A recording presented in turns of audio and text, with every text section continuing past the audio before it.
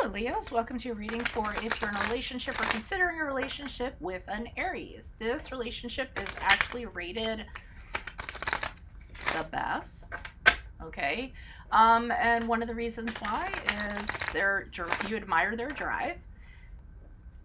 And that drive that they have actually tends to pull you out of your leisurely way at times. They're also a match to your charisma, your passion, and your charm. So if this resonates, consider a personal reading. My rates and info are below. Otherwise, let's get your reading. Holy Spirit Angels, Divine Guides, Universe, can you please provide your truth, your wisdom, your clarity, your insight in regards to the relationship between a Leo and an Aries? What do you see? What do they need to know in regards to this compatibility to reach your higher ground, being closer to universe and closer to divine for their greater good? Any messages you have for a relationship between a Leo and an Aries will be greatly appreciated, and we thank you. Okay. And can you please show me Leo's energies? No, did I mention if it resonated, consider a personal reading? I always do that, so I just want to make sure. Leo's energies, this relationship, you have the Three of Wands in the upright. Can you please show me Aries? Aries energies, we have two cards. We have the Ten of Pentacles in the upright and the Nine of Cups. Can you please show what lies between them? Whether it be for better or worse. We have the Wheel of Fortune in the upright. And how will the Leo and Aries be moving forward? We have the Eight of Swords in the upright. Wow, there's some fire going on in there too. Okay, which is look at that card. Okay. Alrighty. So we have the Three of Wands over here for you guys. So this is where I kind of feel like you absolutely respect Aries' freedom. Look how she's releasing this falcon. She's kind of letting him go. You know, that kind of thing. Like if they fly away, then, you know, if they stay, fine. If they fly away and they come back, whatever that saying is, you know what I mean? And I feel like that's the thing. You feel, you know, you're fine with letting them fly around, roam, do what they need to do because you know they're going to come back to you, okay? I think you guys, and actually when they do roam and they're away from you, you guys still communicate. So you definitely keep communications up, I think. And there's also a lot of opportunities the two of you can have with one another. It's really, this relationship really opens up the world, I feel like, for you when you're with the Aries. But I really like this sense of go ahead, go, do what you have to do.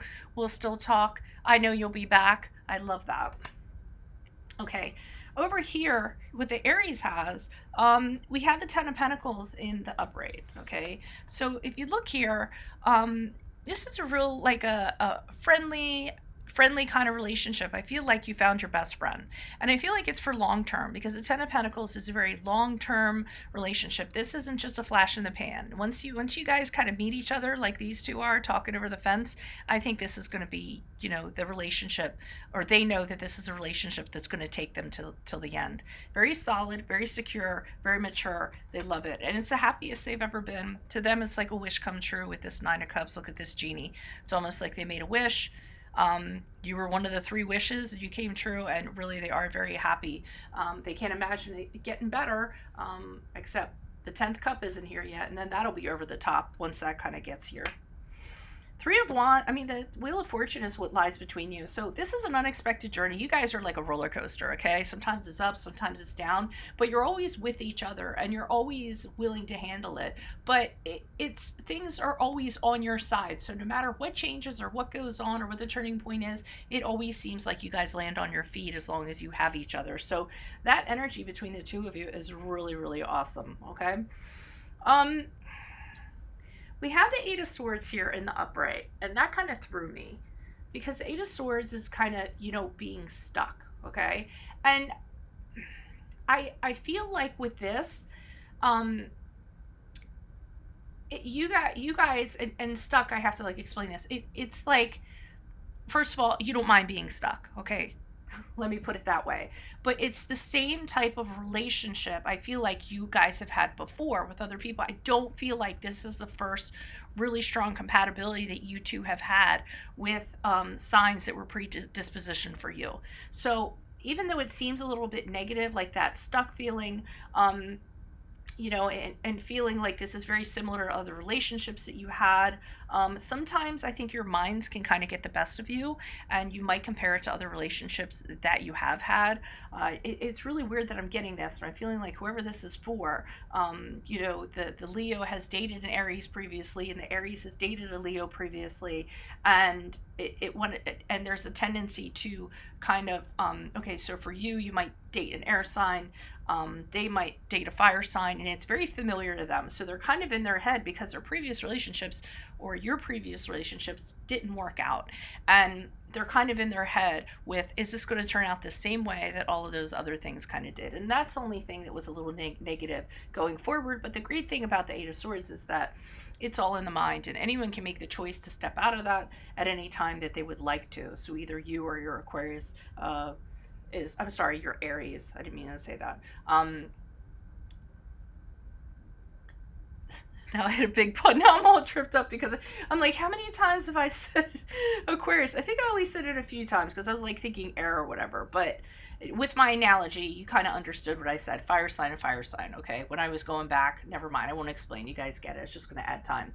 Okay, so so that's the only thing that I'm kind of seeing. And it's just so interesting to me that the Eight of Swords is actually an air, you know, and here it is, like a fire behind it. The only other thing I'm thinking is the swords are about communication. I feel like sometimes you have and just when I say that, I just have a coughing fit. How weird is that? I'm so sorry. But with the Eight of Swords, I almost feel like you guys have fiery communication, which is actually can be a good thing and can be a bad thing. So it kind of goes back to this Wheel of Fortune here, where it's up and it's down, it's up and down. And it could be because of communication you guys have. All right, so that's what I have for you. If you guys would like to go into a deeper interpretation with clarifiers, just click on the Vimeo link below. It should take you right there. Otherwise, check out my playlist. In there, I have 2020 Sun Moon predictions. I also have what is your ideal career based on your midheaven. I'll leave those links below. Ask me a question on Instant Go. Check me out on Facebook. Check me out on Instagram. Like, share, subscribe, or donate. Otherwise, I'll see you in Vimeo. Bye.